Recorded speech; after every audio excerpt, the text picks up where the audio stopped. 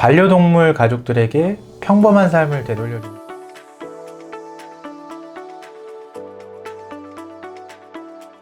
수원 24시 바른동물의료센터라고 하는 동물병원에서 내과 피부과 진료를 하고 있습니다. 수의학에서는 질환 치료가 포커싱이 된 피부과 분야거든요. 그래서 동물병원에 오는 피부과 환자들은 미용 목적이 아니라 일단 첫 번째로 전부 다 질환 치료 목적이라는 거. 두 번째는 똑같은 포유류의 피부이지만 피부의 산성도나 피부의 두께나 피모의 상태, 그러니까 털이 있고 없고 정도 이런 차이들이 되게 크기 때문에 예를 들어서 사람에서 사용하는 샴푸랑 개, 고양이에서 사용하는 샴푸는 피부의 산성도가 다르기 때문에 사람에서 쓰는 샴푸가 개, 고양이에서 되게 피부 자극이 되는 경우도 있고요. 그 다음에 피부 벽의 두께 자체도 일단 기본적으로 더 얇기 때문에 감염성 피부 질환이나 이런 질환들에 훨씬 더 취약한 편입니다. 적합한 샴푸의 횟수나 이런 것들을 여쭤보시는 보호자분들이 많이 계신데 강아지나 고양이의 피부 상황에 따라 조금 다를 것 같은데 그거는 사람도 어떤 사람은 건성 피부인 분도 있고 어떤 분들은 지성 피부인 분들이 있는 것처럼 강아지나 고양이의 피부 상태에 따라서 담당하는 수의사가 적절하게 판단을 해줘야 될 걸로 보이고요. 정상 강아지의 경우는 비정상적인 강아지에서 치료 목적으로 샴푸를 쓰는 경우에는 일반적으로 연구마다 조금의 값들의 차이는 있지만 샴푸는 사용을 하게 되면 개나 고양이 피부에서는 통상 하루에서 하루 반 정도가 유효 성분이 피부에 저류한다고 알려져 있거든요. 일주일 내내 그 유효 성분이 피부에서 잔존하게 하려면 산술적으로 4회에서 4.5회 정도 샴푸를 해줘야 된다는 이야기인데 문제는 샴푸에 들어가 있는 다른 성분들이 피부를 너무 건조하게 만들고 피부가 건조하게 되면은 오히려 피부 데미지를 가중시키기 때문에 치료 목적으로 샴푸를 사용할 때는 물론 그 환자를 진료하는 수의사가 판단을 하겠지만 통상 주에 2회에서 3회 정도를 권장하고 있습니다.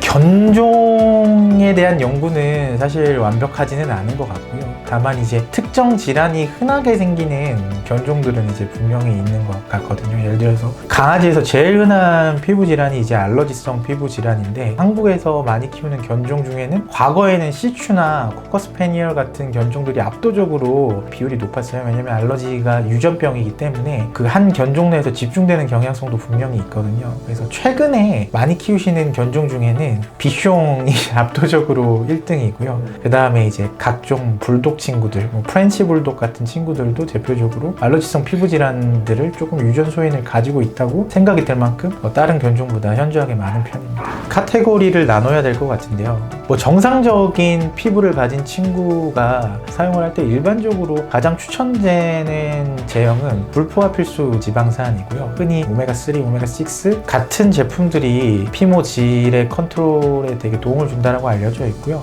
사실 정상적인 강아지 같은 경우에는 너무 퀄리티가 낮은 사료만 쓰지 않는다고 한다면 사료의 종류에는 사실 크게 영향을 받지는 않는 것 같고요. 병적으로 피부 질환이 생기는 친구들 같은 경우에는 대표적으로 음식물 알러지와 같은 질환이 있는 친구들은 반드시 특정한 제품들을 사용을 해가지고 컨트롤을 해줘야 됩니다. 대표적으로 지금 인터뷰하는 퓨리나 HA 같은 제품들 강아지의 음식물 알러지에 사용하는 치료용 사료라고 할 수 있을 것 같습니다. 식이 알러지에 대해서 설명을 하려면 알러지라는 게 뭔지부터 설명을 드려야 되는데요. 알러지의 정의 자체가 크게 핵심 키워드가 3가지가 있는데요. 첫 번째는 이제 유전병이고요. 유전 없이는 생기지 않습니다. 두 번째는 과민 반응하는 유전병이고요. 그래서 그 결과로 염증이 생기는 병을 알러지라고 하거든요. 정리하면 유전적으로 다른 개, 고양이들은 과민 반응하지 않아야 될 물질에 과민 반응해서 몸에 염증이 생기는 병을 알러지라고 부르고 그 염증이 피부에 생기면 알러지성 피부염이라고 합니다. 그 과민 반응을 유발하는 물질이 음식물이 원인인 경우에 음식물 알러지라고 하거든요. 다른 강아지들은 먹어도 괜찮은 음식에 대해서 과민 반응하도록 유전적으로 태어나서 그 결과로 피부에 염증이 생기는 병을 푸드 알러지 혹은 음식물 알러지, 식이 역반응 이런 식으로 지칭하고 있습니다.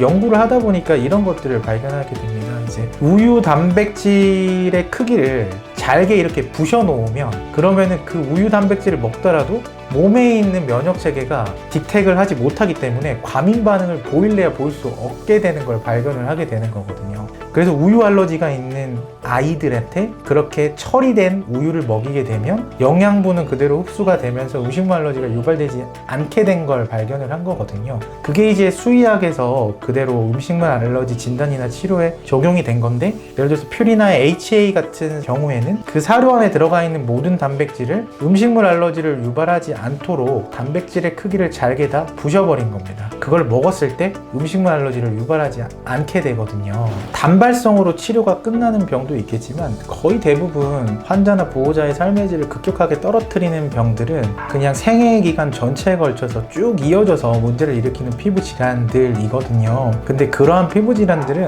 약을 쓰면 그때만 개선이 되고 근본적인 원인이 해소가 되지 않습니다. 그래서 만약에 여러분들의 반려동물들이 반복적인 피부 질환 혹은 만성적인 피부 질환으로 고통을 받고 있으면 근본적인 원인을 탐색하셔가지고 교정을 해주시기를 좀 당부를 드리고 싶습니다. 본의 아니게 피부 쪽 진료를 좀 유명해져서 지금 거의 제가 보는 환자의 95% 이상이 피부 환자거든요. 기왕 이렇게 된 거 제가 지금까지 쌓아왔던 경험이나 공부했던 걸 바탕으로 피부로 고통받는 친구들이나 보호자분들이 좀 편하게 즐겁게 반려생활 하실 수 있도록 도와드리는 수의사가 되고 싶고요. 앞으로도 국가대표 수의사가 되도록 열심히 공부하고 진료하도록 하겠습니다. 반려동물을 위한 우리의 열정, 퓨리나 프로플랜.